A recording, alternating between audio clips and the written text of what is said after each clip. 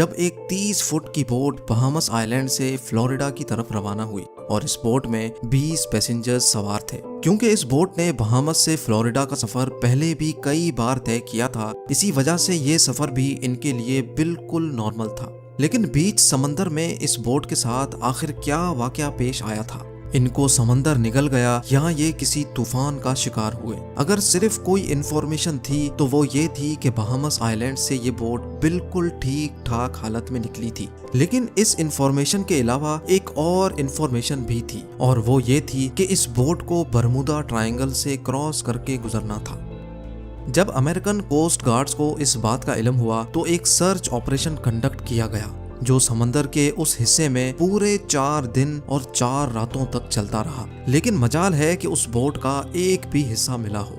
हम सब ने बरमूडा ट्रायंगल की कई स्टोरीज सुन रखी हैं। बरमूडा ट्रायंगल समंदर का एक बहुत बड़ा हिस्सा है जो असल में अटलांटिक ओशन में पाया जाता है। ये ट्रायंगल फ्लोरिडा से बरमूडा आइलैंड और फिर पोर्टो रिको से होकर वापस फ्लोरिडा पर खत्म होता है। इस बनने वाले ट्रायंगल का एरिया 8 लाख स्क्वायर किलोमीटर के बराबर है। यानी ये ट्रायंगल पाकिस्तान और टर्की से भी ज्यादा बड़ा है, जिसको कभी बरमूडा ट्रायंगल तो कभी डेविल्स ट्रायंगल भी कहा जाता है।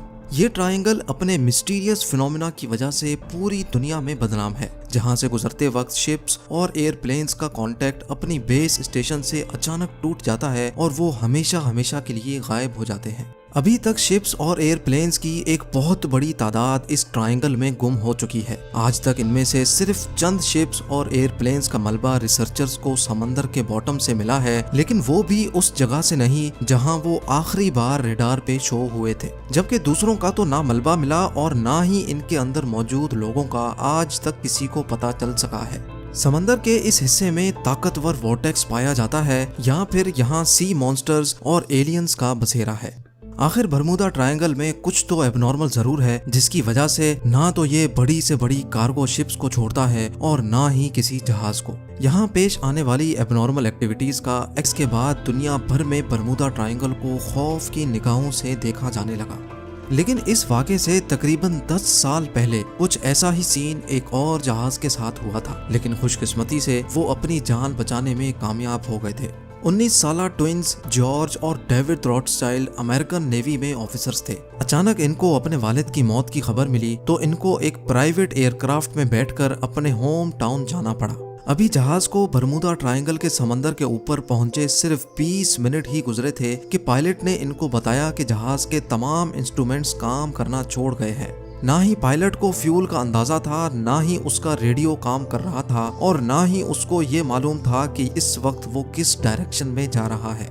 इन दोनों भाइयों का कहना था कि इतनी ऊंचाई से भी हमें ना ही कोई शिप नजर आ रही थी और ना ही जमीन का छोटा सा भी हिस्सा। दूर दूर तक सिर्फ पानी और सिर्फ पानी नजर आ रहा था। इतने में पायलट के पसीने छूटना शुरू हो गए और वो बेहोश हो गया।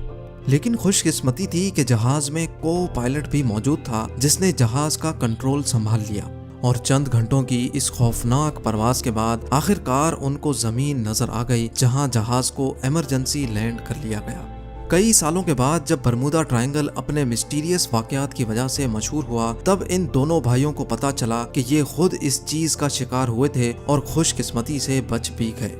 2015 में एल्फारो नाम की एक कार्गो शिप फ्लोरिडा से पोर्टो रिको जा रही थी, जो 1 अक्टूबर 2015 वाले दिन रेडार से गायब हो गई। यूएस कोस्ट गार्ड्स और एयरफोर्स ने एक कंबाइंड सर्च ऑपरेशन किया और पूरे 1 महीने की सर्च के बाद एल्फारो सतह समंदर से 15,000 फीट नीचे समंदर के बॉटम पर पाई गई। शिप के कैप्टन से जब आखिरी कांटेक्ट हुआ था तब ऐसा लग रहा था जैसे शिप में पानी आ चुका है और वो एल्फारो से होने वाला आखिरी कांटेक्ट था।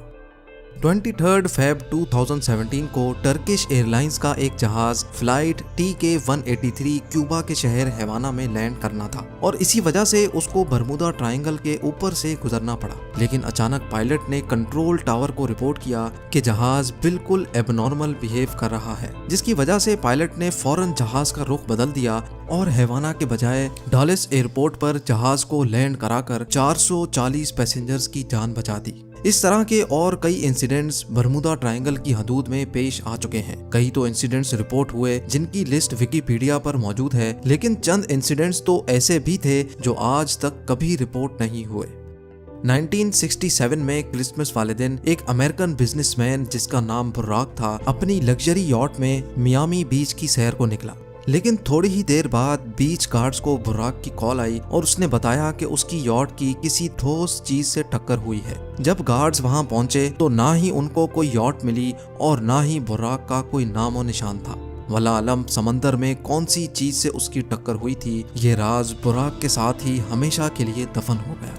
बरमूडा ट्रायंगल की रोंगटे खड़े करने वाली मिस्ट्रीज हर नए वाक़े के बाद एक बार फिर से लोगों के जहनों में ताज़ा हो जाती हैं और हर बार की तरह इस मिस्ट्री का जवाब तलाश करने के लिए साइंसदानों की खोज एक बार फिर से शुरू हो जाती है। लेकिन इस बार साइंसदानों ने कुछ ऐसे ठोस सबूत तलाश किए हैं जिससे जाहिर होता है कि शायद वाकई ये मिस्ट्री अब सॉल्व हो चुकी है। यूनिवर्सिटी ऑफ कोलोराडो से ताल्लुक रखने वाली एक अमेरिकन साइंटिस्ट की टीम ने सैटेलाइट से बरमूडा ट्रायंगल की कड़ी जांच की, जिसमें उनको कुछ ऐसा देखने को मिला जो शायद आज से पहले किसी ने भी नहीं देखा था। उन्होंने नोटिस किया कि बरमूडा ट्रायंगल के ऊपर कुछ ऐसे क्लाउड्स बन रहे हैं जो ना ही स्क्वायर हैं और ना ही सर्कल, बल्कि ये क्लाउड्स हेक्सागोन की शक्ल जैसे हैं और इनका साइज 88 किलोमीटर जितना बड़ा होता है। एक्सपर्ट टीम का मानना है कि शायद ये क्लाउड्स कोई आम क्लाउड्स नहीं बल्कि ये एयर बॉम्ब क्लाउड्स हैं। यानी जब ये अजीब किस्म के बादल बनते हैं तो इनके नीचे बहुत ही तेज हवा के झोंके चलते हैं जिनकी स्पीड 250 किलोमीटर पर आवर तक पहुंच सकती है।